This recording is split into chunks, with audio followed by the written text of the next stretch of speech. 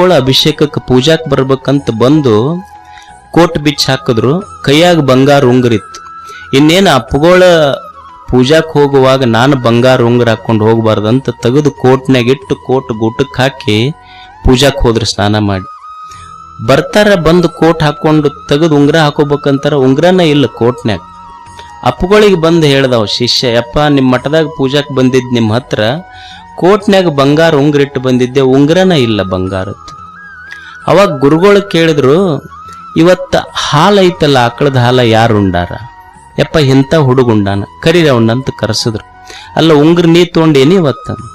ಹೌದಪ್ಪ ನಾ ಉಂಗುರ ತೊಗೊಂಡೇನಿ, ತಪ್ಪಾಗೈತಂತ ಕೊಟ್ಟ ಹುಡುಗ. ಅವ ಶ್ರೀಮಂತ ವ್ಯಕ್ತಿ ಬಂದಿದ್ನಲ್ಲ ಶಿಷ್ಯ, ಅವನಿಗೆ ಆಶ್ಚರ್ಯ ಆಯ್ತು. ಯಪ್ಪ ಇದ ಹುಡುಗನ ಬಂಗಾರ ಉಂಗುರ ಕದ್ದಾನಂತ ನಿಮಗೆ ಹೆಂಗೆ ಗೊತ್ತಾಯ್ತು? ಇಲ್ಲ, ಪ್ರತಿನಿತ್ಯ ನನಗೇನು ಹಾಲು ಕೊಡ್ತಿದ್ರಲ್ಲ